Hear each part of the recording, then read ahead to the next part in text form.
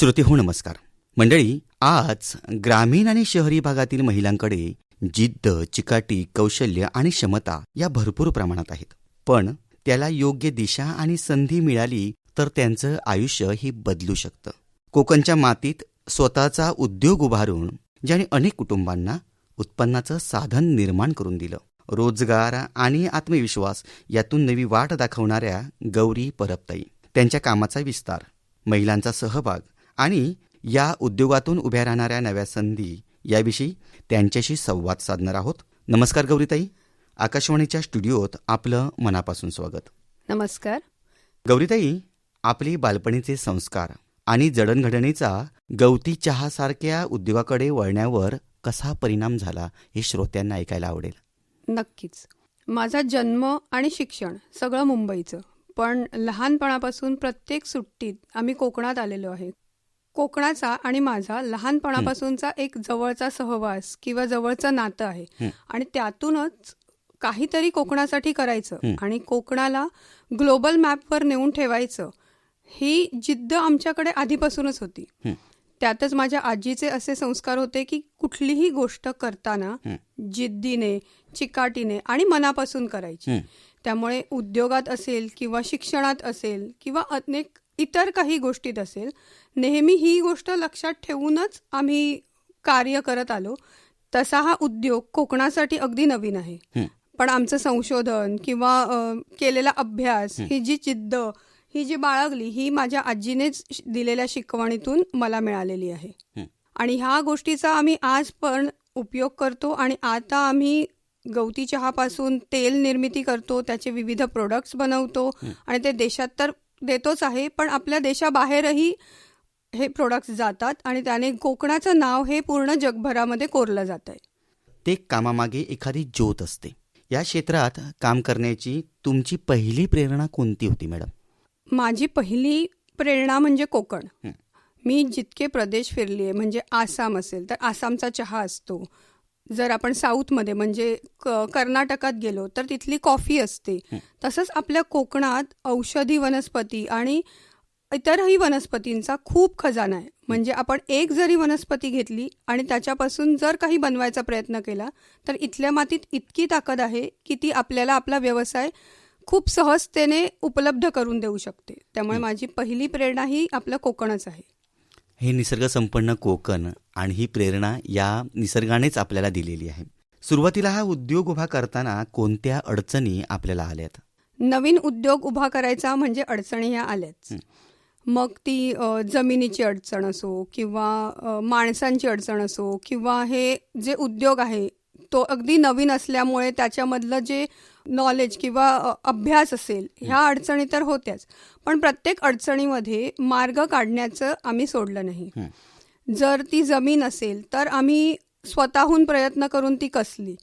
गवती चहा तसा कोकणासाठी नवीन नाही, त्यामुळे गवती चहा उगवणं हे खूप सोपं गोष्ट होती, पण त्याच्यापासून तेल काढणं, त्याच्यामध्ये काय गोष्टी कराव्या लागतात, त्या गोष्टी अभ्यासातून आम्हाला समजल्या.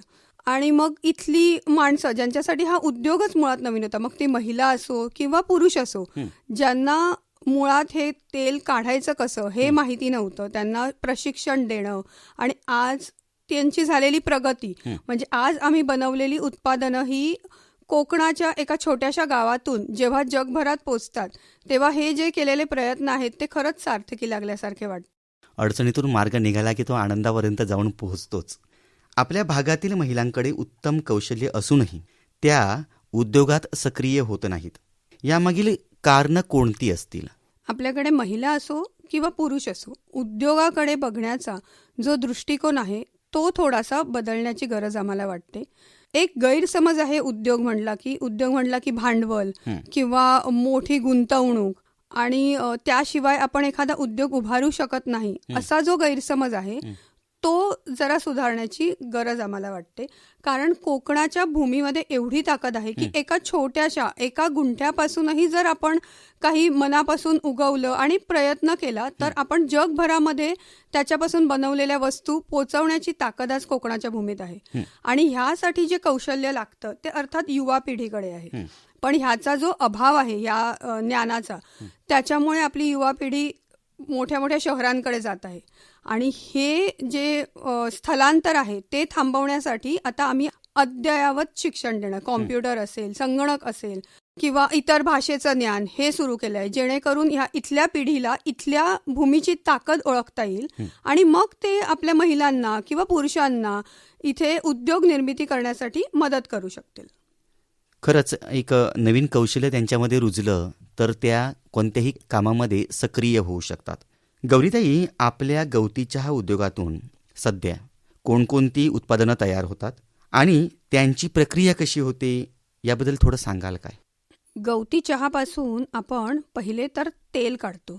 ते ऊर्ध्वपातन पद्धतीने तेल काढलं जातं, ज्याच्यामध्ये तेलही निघतं आणि त्याच्यापासून अजून काही उत्पादनं बाहेर पडतात, जसं की त्याचं सुगंधी पाणी. आणि आपण ह्या गवती चहाच्या तेलाचा आणि त्याच्या पाण्याचा वापर करून विविध प्रोडक्ट्स म्हणजे विविध उत्पादनं आपण बनवलेली आहेत. जसं की गवती चहामध्ये बरेच गुणधर्म असल्यामुळे म्हणजे किड्यांना पळवण्याचे गुणधर्म आहेत, त्याच्यामध्ये पोटदुखी बरे करण्याचे गुणधर्म आहेत, त्याच्यामध्ये सांधेदुखी बरे करण्याचे गुणधर्म आहेत. सो ह्या सगळ्या गोष्टींना अनुसरून आपण आपली विविध प्रोडक्ट्स बनवलेली आहेत, विविध उत्पादनं बनवलेली आहेत. पहिलं उत्पादन जर तुम्ही म्हणाल तर आपण असं लिक्विड तयार केलं आहे ज्याने तुम्ही काहीही गोष्ट स्वच्छ करू शकता, ज्याला आपण मल्टीपर्पज क्लीनर असं म्हणतो. एक तर आपली सगळी उत्पादनं पूर्णपणे आयुर्वेदिक, नॅचरल म्हणजे नैसर्गिक आणि हाताने बनवलेली आहेत आणि जी आपण आपल्या शेतात पिकवतो त्याच वस्तूंपासून बनवलेली आहे. कारण ह्या ज्या इसेन्शियल ऑइल म्हणजे ऑइल जे आपण गवती चहाचं काढतो तेल, त्याच्यामध्ये किंवा कोणत्याही ऑइलमध्ये भेसळीचं प्रमाण खूप जास्त असतं. त्यामुळे आमचा असा मानस आहे की जे आम्ही पिकवणार तेच आम्ही विकणार. त्यामुळे ह्याच्यापासून जे फ्लोअर क्लीनर किंवा मल्टीपर्पज लिक्विड बनवून मग साबण जो आपण दैनंदिन वापरामध्ये वापरू शकतो, उपयोग करू शकतो त्याचा. आणि त्याच्यापासून बनवणारं अजून एक लिक्विड आहे जे आपण स्प्रे म्हणून वापरू शकतो किंवा त्याला सुगंधी एक द्रव्य म्हणू शकतो आपण, जे आपण आपल्या कपाटामध्ये किंवा आपल्या अंगाला लावू शकतो, जेणेकरून आपल्याला किडे, मुंग्या जे त्रास देतात ते त्रास देणं कमी होतं यामध्ये. या उद्योगांच्या माध्यमातून विविध उत्पादनं ती तयार होतात. सध्या आपल्या उत्पादनांमधून किती महिलांना रोजगार उपलब्ध जातोय? सध्या आपल्याकडे जर माणसांची संख्या तुम्ही बघाल तर एक 20 ते 25 माणसं आपल्याकडे काम करतात आणि ज्यातली 10-12 महिला आणि 10-12 पुरुष हे आपल्याकडे रोज कामाला येतात. आणि जेव्हा काही अतिरिक्त उत्पादन जेव्हा आपण घेतो तेव्हा आपल्याला अजून काही महिलांची आणि पुरुषांची गरज पडते. सो एक 25 ते 30 महिलांचा गट आपल्याकडे कामाला येतो. मग ह्या महिलांचा गट ज्यावेळी कामाला येतो त्या महिलांसाठी कोणकोणत्या प्रकारची कामं तुम्ही नेमून दिलेली असतात? आमच्याकडे ज्या महिला कामाला येतात त्या अगदी सुरुवातीपासून म्हणजे लावणीपासून कापणीपर्यंत मदत करतातच, पण तेल उत्पादन प्रक्रियेतही त्यांचा अगदी सक्रिय सहभाग असतो. जे आपल्या टाक्या भरणं असतं किंवा टाक्या रिकाम्या करणं असतं किंवा ते स्वच्छ करणं असतं, त्यापासून ही उत्पादनं बनवेपर्यंत प्रत्येक स्टेपमध्ये आपल्याकडे महिला आणि पुरुष दोघंही तेवढ्याच प्रमाणात काम करतात. मग ही उत्पादनं बनवणं म्हणजे हे जे लिक्विड आहे किंवा हा साबण आहे ह्याचं व्यवस्थित आम्ही त्यांना प्रशिक्षण दिलेलं आहे आणि ते आपल्याच गवती चहाच्या फॅक्टरीवर हे सगळी उत्पादनं बनवली जातात. गौरीताई, ग्रामीण भागातील महिलांना अगदी पॅकेजिंगपासून ते मार्केटिंगपर्यंतचे शिक्षण असावं लागतं. या महिलांना आपण कोणत्या प्रकारचं प्रशिक्षण देता? आमच्याकडे ज्या महिला काम करतात त्यांना आम्ही सगळंच प्रशिक्षण दिलेलं आहे. म्हणजे गवती चहाचं तेल जेव्हा निघतं तेव्हा त्याला स्वच्छ केलं जातं, त्याला एका व्यवस्थित प्रकारे ॲल्युमिनियमच्या बॉटलमध्ये भरून ठेवलं जातं. मग काळजीपूर्वक त्याला आपल्या एका पॅक हाऊसमध्ये बंद करून ठेवावं लागतं, जेणेकरून त्या तेलाची गुणवत्ता कमी होऊ नये. आणि ह्या तेलापासून जेव्हा वेगळी वेगळी उत्पादनं बनतात ती एका मापात बनवावी लागतात. त्या मापात कसं बनवायचं, ते किती माप घ्यायचं आणि ते कशा प्रकारच्या बॉटल्समध्ये भरायचं, मग त्या बॉटल्सना कसं प्रकारे सील करायचं, हे सगळं प्रशिक्षण आम्ही त्यांना दिलेलं आहे. हे झालं क्लीनरचं. जेव्हा तुम्ही साबण बनवता त्यापासून तर साबण किती तापमानावर उकळवायचा, त्याच्यामध्ये कोणते पदार्थ घालायचे आणि किती प्रमाणात घालायचे, हेही आम्हाला त्यांना शिकवलेलं आहे. एकदा साबण बनवला की तो सुकवला जातो आणि तो सुकवून जेव्हा पॅक केला जातो तो एक व्यवस्थित प्रकारे पॅक करावा लागतो आणि त्याचंही प्रशिक्षण आम्ही त्यांना दिलेलं आहे. कारण जेव्हा आपण एका कोकणाची इमेज एका वर्ल्ड पर्यंत पोहोचवतोय, सो ती इमेज जेव्हा पोहोचवतो तेव्हा ती एक व्यवस्थित प्रकारे मांडावी हे आमचं मेन उद्दिष्ट आहे. त्यासाठी कुठूनही कमी राहता कामा नये, जेणेकरून ग्राहकापर्यंत पोहोचताना ती त्याला व्यवस्थित वस्तू मिळावी आणि व्यवस्थित मापात मिळावी, जेणेकरून त्याचा जो रिझल्ट आहे तो व्यवस्थित त्याला मिळू शकतो. घर आणि काम यामधला समतोल महिला कसा साधतात, आपल्याला काय जाणवतं?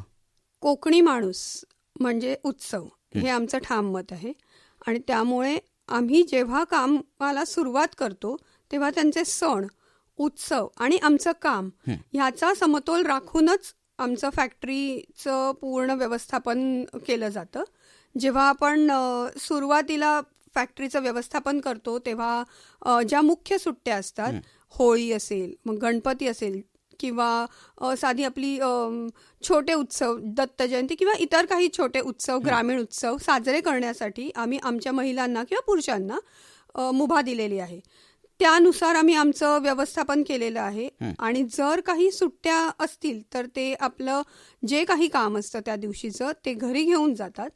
ते घरात बसून त्या व्यवस्थित प्रमाणे पूर्ण करतात आणि जेव्हा पुन्हा रुजू होतात तेव्हा त्या वस्तू तयार केलेल्या असतात आणि छान पॅकेजिंग, जसं मी मगाशी म्हटलं, छान व्यवस्थित पॅकेजिंग करून आणल्या जातात आणि अशा प्रकारे ते घरही सांभाळू शकतात आणि ते आपलं कामही करू शकतात.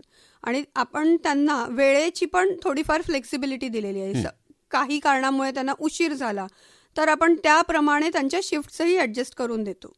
अगदी आरोग्याची त्यांची सुविधा जर असेल तर त्या संदर्भात तुम्ही काय करता? एक तर आम्ही आमच्या फॅक्टरीवर फर्स्ट एड किट तर ठेवलेलं आहेच.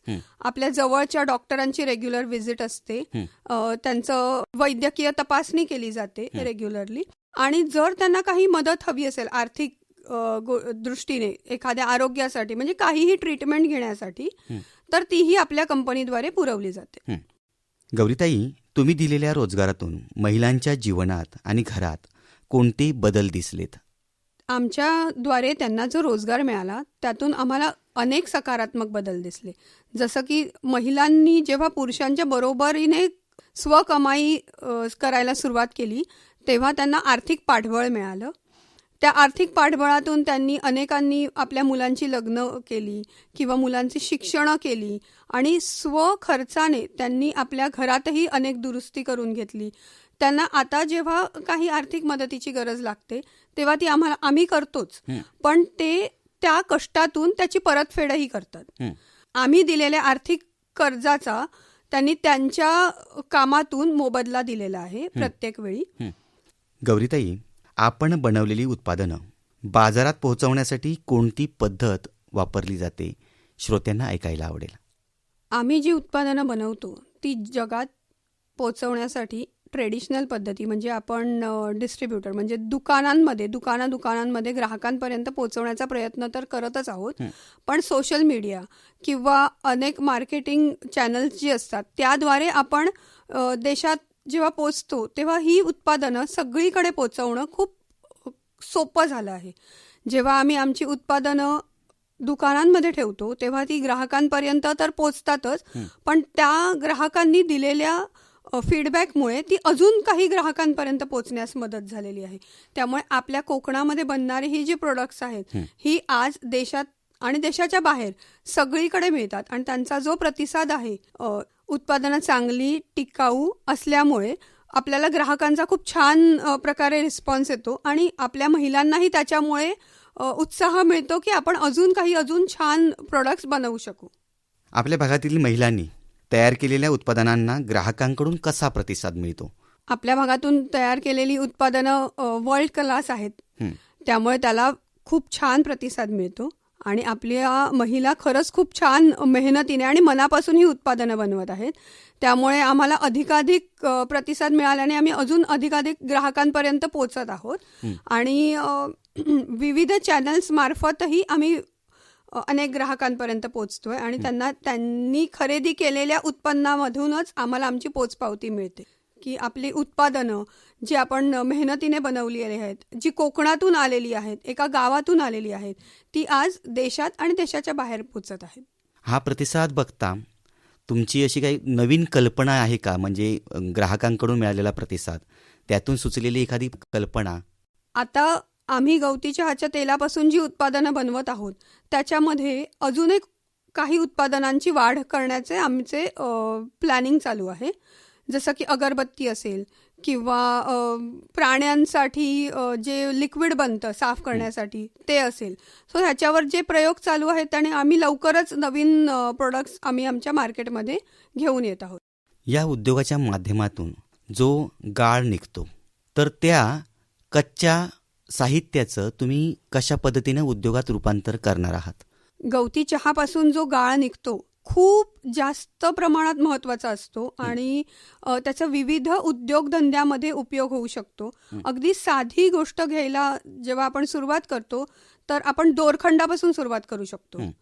कारण जो गवती चहाचा गाळ आहे तो मुळातच इतका मजबूत असतो की तो सहजासहजी तुटत नाही. त्यामुळे त्यापासून दोरखंड बनवणं खूप सोपं आहे. मग दुसरा उपयोग जर त्याचा घ्यायला तुम्ही बघाल तर अगरबत्ती.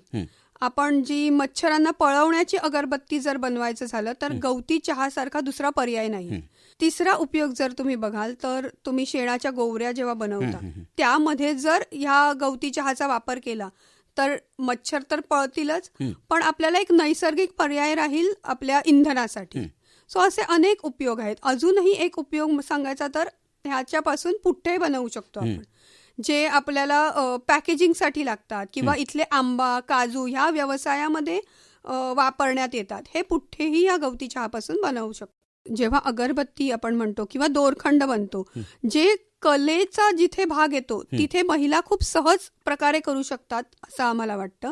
त्यामुळे दोरखंड किंवा अगरबत्ती किंवा पुठ्ठे, शेणाच्या गोवऱ्या ह्या बनवण्यासाठी आपण त्यांना प्रशिक्षण देण्याचं नियोजन करत आहोत. अगदी महिला या उद्योगाशी जोडल्या गेलेल्या आहेत, त्यांच्याशी समतोल साधताना तुम्ही कशा पद्धतीनं संवाद साधत असता? त्या घरातलं कामकाज सांभाळून आमच्याकडे काम करतात.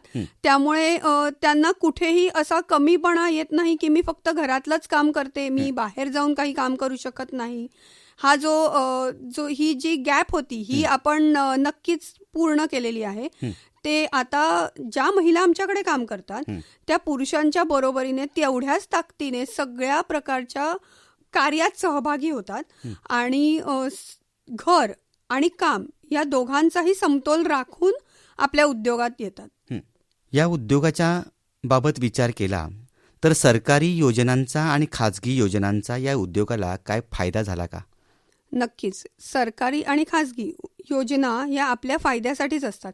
त्याने उद्योगाची भरभराट होते, नवीन मुलांना संधी मिळते आणि आपलं जे कौशल्य आहे ते आपल्याला जगापर्यंत पोहोचवण्याचीही मदत होते. आपल्याला नवीन काही उपकरणं घ्यायची असतील तर ती घेण्यासाठी आर्थिक सहाय्य मिळतं. आपल्याला रोजगार अजून द्यावासा वाटला तर आपण अजूनही रोजगार देऊ शकतो. अजून महिलांना आपण ह्याच्यामध्ये सहभाग घेण्यासाठी प्रवृत्त करू शकतो. मग काही पदवी होऊन बाहेर पडलेल्या तरुणी जे असतील यांचा संपर्क तुमच्याशी होतो का? हो, नक्कीच होतो.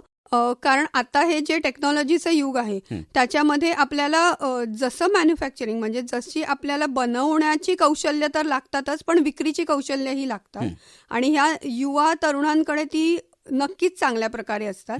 म्हणजे एखादं उत्पादन नुसतं बनवणं आणि ते आपल्या आजूबाजूच्या गावात विकणं आणि ह्या नवीन तंत्रज्ञानाचा वापर करून जेव्हा युवा पिढी आपलं उत्पादन जगभरामध्ये पोहोचवतं तेव्हा त्यांच्या कौशल्याचा ह्या उद्योगाला नक्कीच हातभार लागतो. जसं मी मगाशी म्हटलं, त्यांचा सहभाग मुख्यत्वे आपल्याला जगभरामध्ये आपली उत्पादनं पोहोचवण्यासाठी होतो आणि इथल्या महिलांना जर काही मदत लागते म्हणजे प्रक्रिया समजून घेण्यामध्ये जी मदत लागते ती समजून देण्यासाठीही या युवा तरुणींचा उपयोग होतो.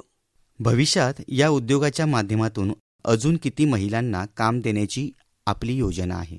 येत्या काळात आम्हाला नवीन उत्पादनं बनवण्यासाठी अधिकाधिक महिलांची गरज भासणार आहे.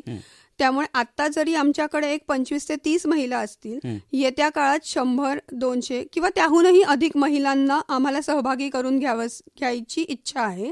आणि आमचे प्रयत्न त्या दृष्टीने चालू आहेत की आम्ही कसं त्यांना नवीन उत्पादनांमध्ये ट्रेनिंग देऊ शकतो, प्रशिक्षण देऊ शकतो, त्यांच्याकडनं अजून काही चांगल्या प्रकारे ही उत्पादनं बनवून घेऊ शकतो, किंवा युवा तरुणी असतील तर त्या अजून त्यांचे जे स्किल्स आहेत ते वापरून कसं जगभरामध्ये ही उत्पादनं सहजतेने पोचवू शकतील, या सगळ्यांचा अभ्यास चालू आहे.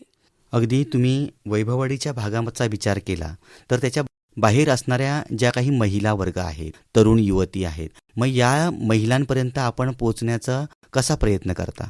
जेव्हा आपण एखाद्या महिलेला उद्योग देतो तेव्हा आपण फक्त त्यांना उद्योग न देता त्यांच्या पूर्ण घराला उद्योग देतो. त्यांना सहकार्य इनडायरेक्टली आपण करत असतो. त्या सहकार्यातून जेव्हा तुम्ही एका महिलेला जेव्हा उद्योग देता तेव्हा ती आपसुकच आपल्यासोबत अजून 4 महिलांना सांगते. आणि जेव्हा हा उद्योग कोकणातून असतो तेव्हा तर आपल्या घराघरामध्ये आपसुकच पोचतो.